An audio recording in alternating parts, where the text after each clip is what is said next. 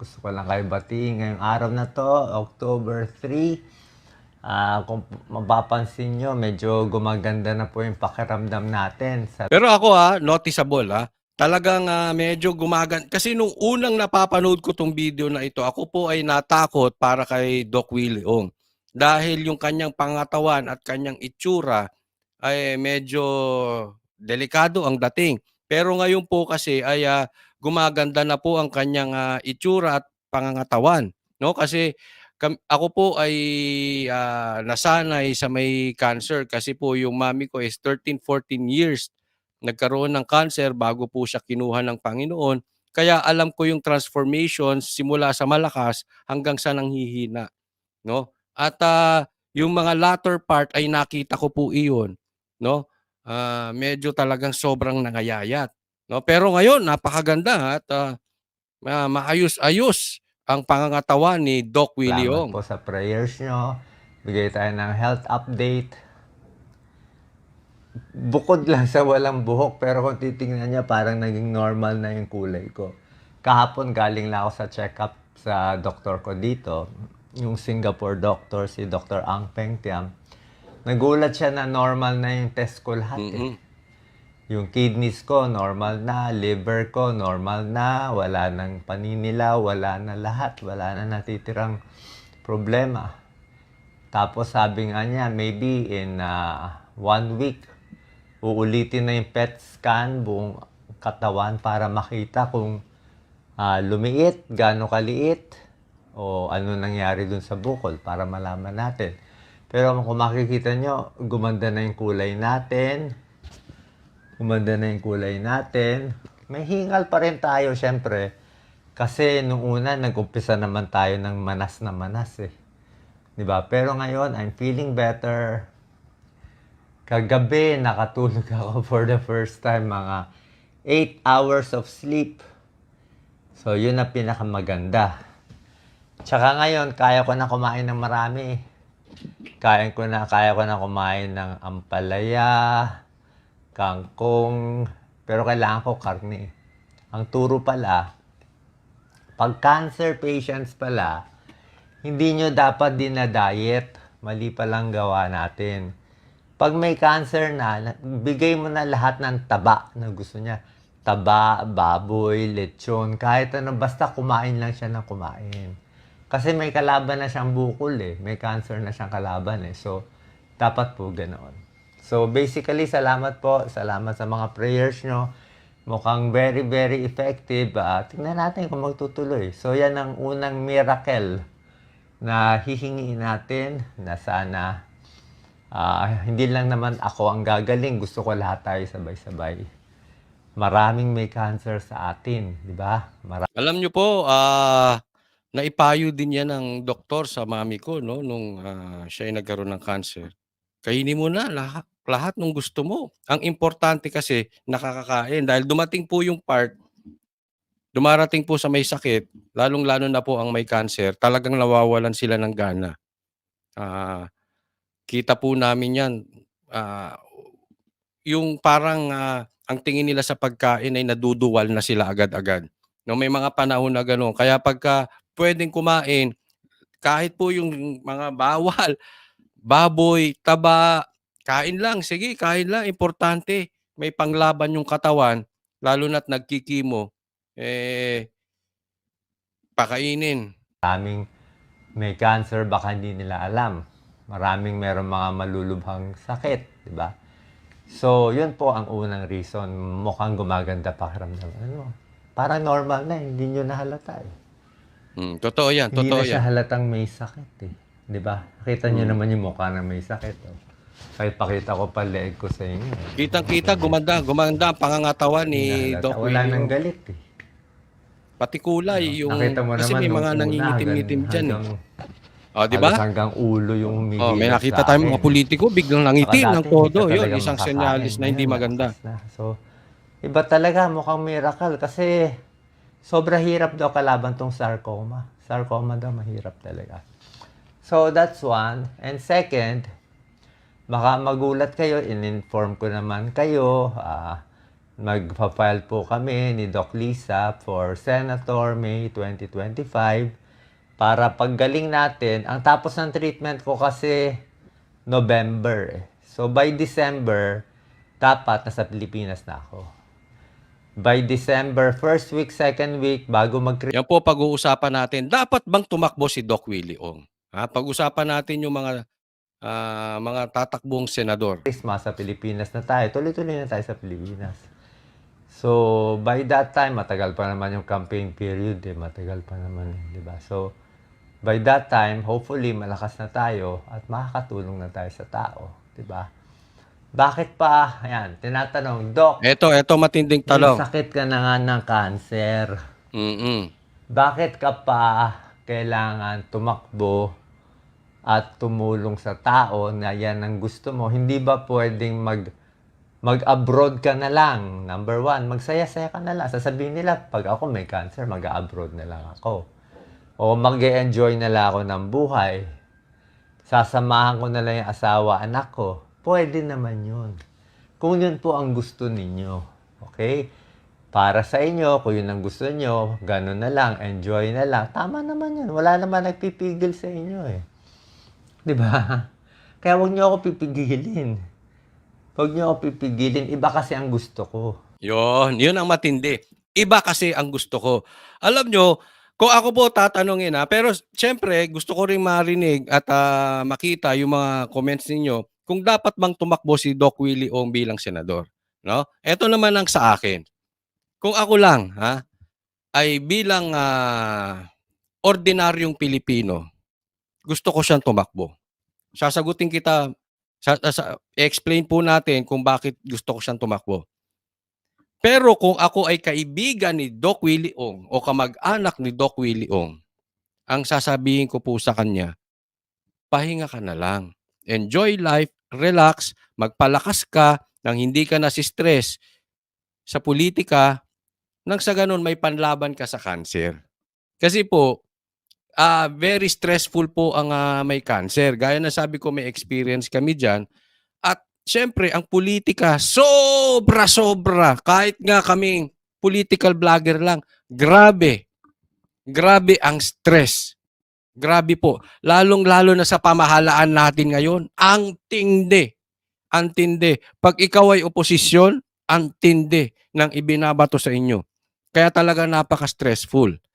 Kaya kung ako ay nagmamahal kay Doc Willie Ong, siguro ang papayo ko sa kanya, mag-enjoy ka na lang, magpahinga ka na may panlabang ka. No? Ngayon, kung ako naman ay ordinaryong Pilipino na hindi kakilala si Doc Willie Ong, ang sasuggest ko tumakbo. Bakit? Kailangan natin, para sa akin, kailangan natin ng mga new breeds. Kailangan natin yung mga hindi trapo. Kailangan na natin sumubok nung sa tingin natin ay talagang may malasakit. At nakasama ko po to si Doc Willie Ong. Talagang napaka-humble nitong tao na ito. At hindi siya trapo. Hindi siya yung ngingiti kasi kailangan ngumiti. Hindi, yung totoo siya. At ito ay pwedeng maging representante natin para maayos. Maayos ang ating usaping pagtungkol sa health system. Kasi ito, dinadanas niya. I strongly believe that the best teacher is experience. At ngayon, bilang doktor, at siya mismo ay nadadanas niya yung cancer, alam niya ang kahinaan ng ating health center o ang ating health system. Dapat maayos ito dahil pag ikaw ay nagkakasakit, lalo't mahirap ka, malaki problema. Kaya nga po malaki ang chances pag ikaw ay nagkasakit na malubha, chances are mamamatay ka. Bakit? Yung health system po natin may problema. At posibleng makatulong si Doc Willie Ong dahil, eto nga, bukod sa pagiging doktor, ay na-experience niya pa. Ngayon, pag-usapan natin. Coach Oli, hindi ba dapat kailangan niya magpahinga? Sabi mo nga, para may panlaban sa sakit. No? Pero kasi sinabi niya, yun ang gusto niya eh. Diba? Iba-iba tayo ng gusto. Halimbawa, kung sa akin talaga ito mangyayari, siguro ako ay, magbababad na lang sa church. Yun ang gusto ko, eh.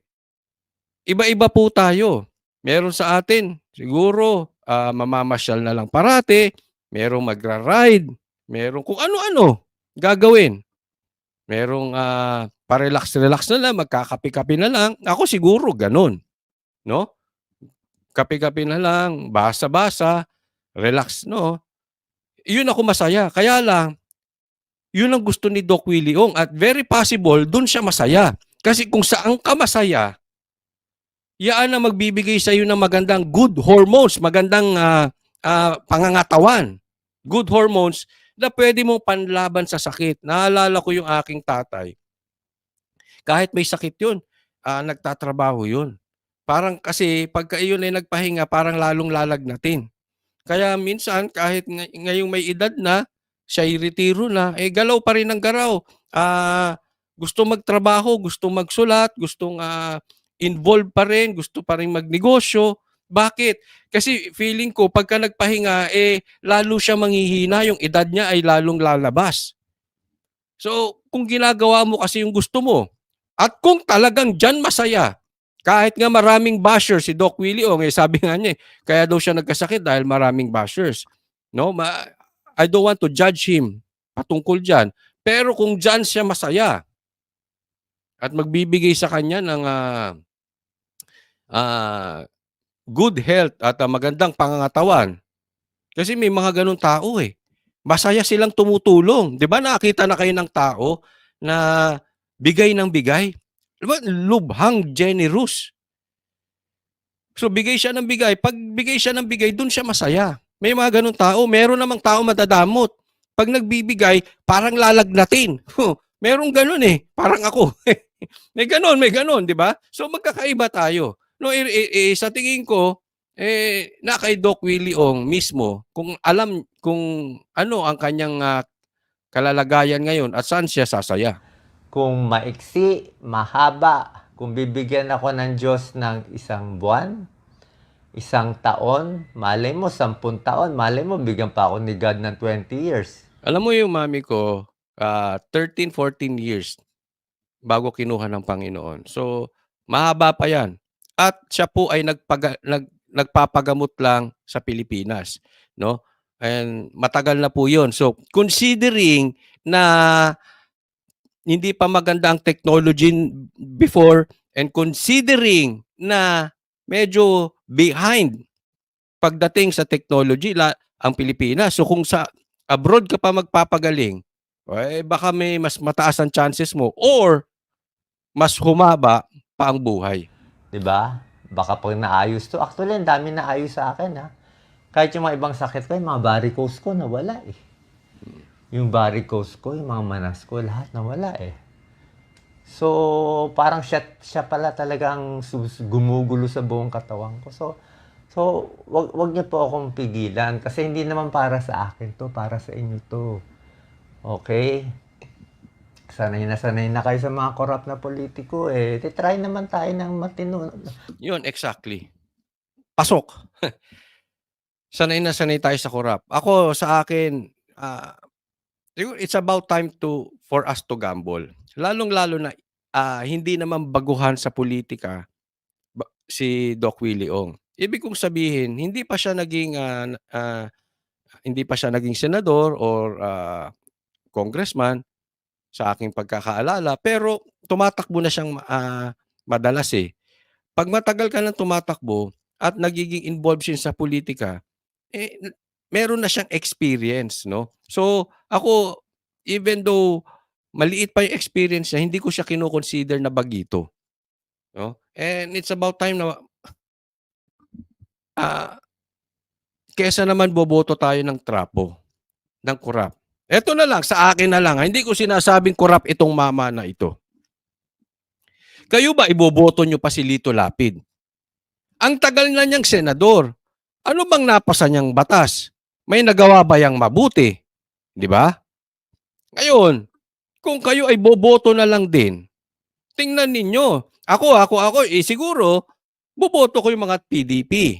Di ba?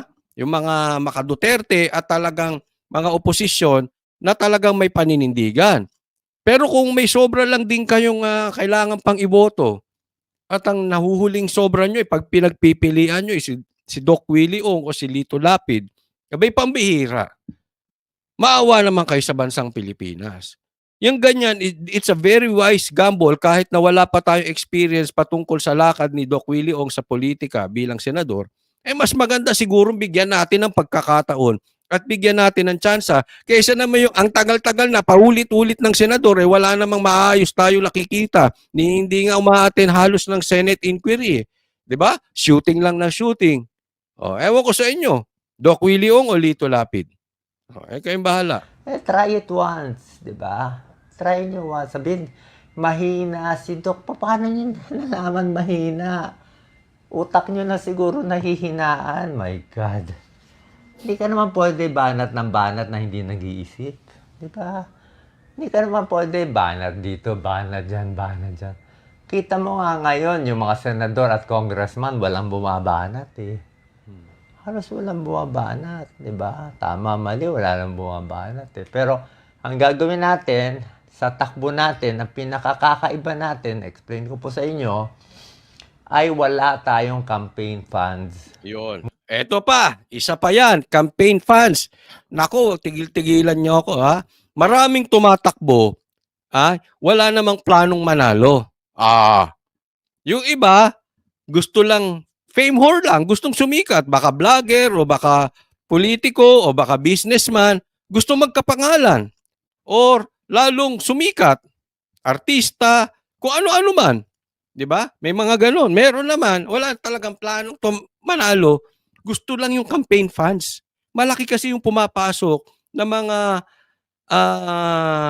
mga tao o mga negosyante na nagko-contribute para doon. Hinahabol lang yung matatagong pera. Naku! Tigil-tigilan nyo. Kaya nga yung tatakbo ka na wala ka naman talagang, alam mo wala kang kapana-panalo. Pero for the sake ng tatakbo ka ng ganun, hindi man lahat, posibleng habol niyan campaign funds lang. Hindi man lahat. Pero ito, yan sabi niya, hindi siya tatanggap. Ayaw niya ng campaign funds. Mula umpisa, hindi ako tumatanggap ni maliit na pera, ni piso kahit kanino. Bakit? Oras na tumanggap ka. Senado is ang funding ng Senado, minimum 100 million, 300 million, 500 million, 1 billion or more. Yan ang minimum budget. Tindi, no? Kaya nga may maraming nagsasabi sa akin, Coach Oli, takbo ka na. Takbo akong kongreso, senador. Hindi ko po kaya yung ganong kalaking pera. Hindi po kaya. Maybe, sasabihin nila, may magko-contribute naman. Naku, mahirap yun. At tumanggap ka nga naman,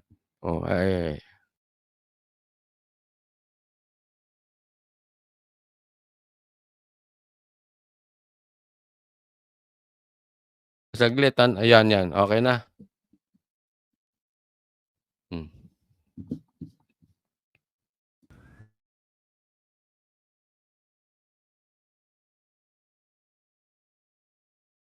Yung 5 million, 10 million, sigurado may kapalit yun. 100% maniwala ka, may kapalit yun. At pagdating doon, magugulat na lang kayo sa mga decision ng senador nyo. Tama naman majority decision niya, pero syempre, pag yung decision para doon sa nagbigay sa kanya ng pera, ay medyo papaboran niya yun. Kasi correct, tama yan, ng tama pera yan. para manalo siya. Tayo, ayoko yun. Gusto ko manalo, walang campaign funds. Hayaan mo na sabihin na tanga ka. Gusto ko malinis eh. Gusto ko honest eh. Kung gusto nyo ng dishonest, gusto nyo loko, gusto nyo scamming, buhay nyo yun. Konsensya nyo yun. Problema nyo yun kay San Pedro, hindi ko problema. Alam mo, yan ang gusto ko sa mga politiko, hindi corrupt. Ngayon may nagsasabi, nako, Coach Oli, meron bang politikong hindi mangunguha? Hindi corrupt or hindi mangungurakot? Nauunawaan ko po yung mga nagsasabi ng ganyan, no? Pero siguro na lang, sabihin natin kung wala, siguro yung mga tumatanggap lang ng donasyon na maliit pero may nagagawa. Meron kasi yung sugapa na, di ba? Sugapa na, buwaya na, wala pang nagagawa. Iniipit pa ng iniipit ang mga Duterte. Iniipit ng iniipit ang mga oposisyon o mga kalaban. Yan po ang mahirap. Ayun, di ba? Gusto ko gawing malinis eh. Di ba? So, hindi tayo tatanggap kahit kanino. Any of the tycoons, any. Pag hindi ako tumanggap at nanalo tayo, magagawa natin pinakamaganda sa Mismo. Pilipinas. Iyon ang mismo. Kasi Kaya nga mga masasabi mo yung politiko tama natin, eh. Wala ka nang... hindi makagalaw ng maayos kasi tumatanggap. Oh, lalo na dun sa mga illegal. Pag tumanggap ka na sa illegal na mga negosyo, tatahimik ka na lang. Bakit? Kasi tumanggap ka ng campaign eh. Wala ka nang i-favor eh. Wala kang utang eh. Walang may hawak ng ulo mo eh. Diba? Walang may hawak ng ulo mo.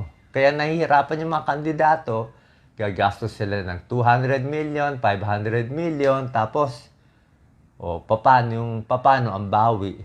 Diba? Paano babawi? Dadaanin na lang sa matamis na salita. Kaya kung gusto nyo makita, may corruption o wala, tingnan nyo nasaan yung campaign funds nila. Nandun yung sikreto. Okay? Ako, hindi ako tayo gagamit doon. Basta tulong lang. Pag nakaupo tayo, syempre yung health natin, bulok naman. Alam mo naman gano'ng kabulok ang healthcare ng Pilipinas. Doon nga, bulok na eh. Pagdating ko dito ngayon sa Singapore, mas bulok pa talaga. Wala na. Milya-milya na. At hindi lang healthcare ng mahihirap aayusin ko. Healthcare ng mayaman aayusin din natin. Ngayon, gusto ko very honest siya, no? Kasi, alam mo, laging nagagahasa po ang mahihirap. Tutulungan ko mahihirap. Bababaan natin ang presyo. Sasigapin natin ang mga adik. Yung pala, sila ang magnanakaw sa mga mahihirap, sila ang mga adik, sila lahat. Mga plastic ginagahasa yung mahihirap, binibigyan ng ayuda para iboto sila. Yan po ay panggagahasa sa mahihirap. Pag tuwing eleksyon nagagamit ang mahihirap. Ang ganda na sinabi ni Doc Willie Ong dito. Oh, aayusin ang health system para sa mahirap at hindi lang para sa mahirap pati sa mayaman. Honest siya. 'Di ba? Hindi lang mahihirap pati alam mo may problema. Kasi kahit na mayaman ka, pag ikaw talaga nagka-cancer, naku, maniwala kayo. Masakit 'yan. Lalo sa Pilipinas. Mauubos dyan. Dyan yung tipong magbebenta ka ng lupa kung meron ka. Kung ano-ano. Para lang masagip mo. Ang laki po ng problema natin sa health system. Kaya yan yung sinasabi ko, posible baka makatulong si Doc Willie Ong. At kung manalo siya at maayos niya, maraming salamat. Pero pag hindi naman to trapo eh. Sa susunod, wag na natin iboto. 'Di ba? Wag na natin iboto. Palagay ko hindi naman ito yung mga tipo ng mga congressman o senador na mga abuso sa kanilang kapangyarihan na kung sakaling siya'y palpak at hindi niya ma-deliver yung maayos ang health system, hindi ito yung, kukuntsibahin yung mga ganitong senador, kukuntsibahin yung mga ganitong congressman at tirahin natin ang mga Duterte, tirahin natin si ganito, tirahin natin si ganyan, ipitin natin si ganito. At sa tingin ko lang, wala sa personality ni Doc Willie Ong yun. At worst, baka ang mangyari dito, siguro at worst, no, hindi niya ma-deliver yung mga pinangako niya. Pero, hindi na siya dagdag pasakit pa sa Pilipinas. Pero malay natin, di ba? Ma-deliver niya pa. Kahit ikaw ay mayaman na mayaman, basta sa Pilipinas ka, late na late pa rin tayo. Kulang tayo sa equipment, sa gamit, sa gamot. Yan ang problema natin malaki. Yung mga gamot na ini-inject sa akin, yan ang wala problema sa Pilipinas lahat. Yun ang problema. Kaya nga chances dito, pag maluba ang sakit mo, patay ka. No? So yan ang Kaya sinabi dapat ko, pag sa masolusyon. Pilipinas patay na ako talaga. Lahat ng gamot na ini-inject sa atin. Hindi lahat pala, karamihan. Meron talaga mga malalakas na ini-inject sa akin, mga targeted cell therapy at iba pa. Dito, available. Sa atin, di available. So, yun lang po yung dahilan. Diba? Sasabihin, ba't pa siya tatakbo? Mag-relax siya tulad ko. Diba? Diyan mo nakuha yung sakit mo. Ba't mo sinabi nagkasakit ka dahil sa stress. Tunay naman eh. Tunay naman eh. Bashing, stress, pwede magdulot ng sakit. Kaya sinabi ko rin nga sa inyo, wag mag-bash ng ibang tao. Kaya ko rin sinabi yon bilang tulong sa mga kabataan. Teenager, 20s, di ba, may mental health problem, ang dami nagsusuicide, di ba? Stress sila. Kaya sinasabi ko, Yan ang pangunahing problema ng mga kabataan ngayon. So kung kayo may mga anak, bantayan niyo po kasi yan po ang very dangerous yan kasi grabe nga ang ano eh. Alam mo ang mga Pilipino kasi, hindi lang Pilipino siguro buong mundo, wala na silang pinipili. Babanatan ka sa social media, personal. Kaya ako, wala akong hindi ko naging ugali. Kung sakali man tayo political vlogger at may babanatan tayo, binabanatan natin yung kanilang issue. Never ako naging personal, no? Hindi ko gusto na mamatay na sana yung mga politiko na yan, wala akong gano'n, ha? Ang paghuhusga nasa Diyos. Ngayon napakadelikado ng mga kabataan ngayon kasi kung anong dinadaanan ng mga politiko, yan ang dinadaanan ng kabataan. Eh, ang problema do'n personal, hindi naman sila politiko, bata pa. Hindi nila kayang labanan yung gano'ng klaseng stress, 'no? So, bantayan niyo yung anak ninyo, yan po ang isang, bad side na nakuha natin sa social media. Banatan at personal po. Sana kung ako'y may maihahatid sa inyo, iwasan po natin yung pagiging personal. Kaya masama yung tao, masamang politiko, masamang vlogger, masamang negosyante, masamang artista, tirahin natin sila, banatan natin sila doon sa issue, 'wag ang personal. stress hindi lang nagkakos ng mental health problem, pwede mag-cause ng cancer at ibang sakit. Para nga matulungan sila, ma-highlight nga yung issue ng bashing in social media at nasasaktan yung kabataan natin. Tulong ko nga yun sa inyo eh. Kaya ko nga At sana maka-cope up yung Pilipinas, yung health system natin, yung technology, maayos natin. Alam niyo kung bakit nagkakaganito ang technology natin, bakit nagkakaganito, may connection po yan sa korapsyon. Huwag po nating kakalimutan. Kaya hindi tayo maka-cope up sa ibang bansa, hindi lang sa health system, sa infrastructure, lahat sa ah, peace and order. Kasi paano magkakaroon ng kapayapaan sa Pilipinas kung may mga adik na politiko? At itong mga adik na politiko, sila ang nagpapapasok ng droga sa Pilipinas. Ganun po sistema. Pagkalat ang droga sa Pilipinas, imposible mong maayos ang peace and order. Tingnan ninyo ang Davao, bakit mapayapa? Dahil nasolusyonan yung droga. Pero magbigay ka sa akin ng syudad na magulo, chances are tingnan mo ang sitwasyon nila sa droga. Pasok ang droga sa syudad na yan. And chances are involved yung mga nakaupo. Hindi man lahat, pero marami.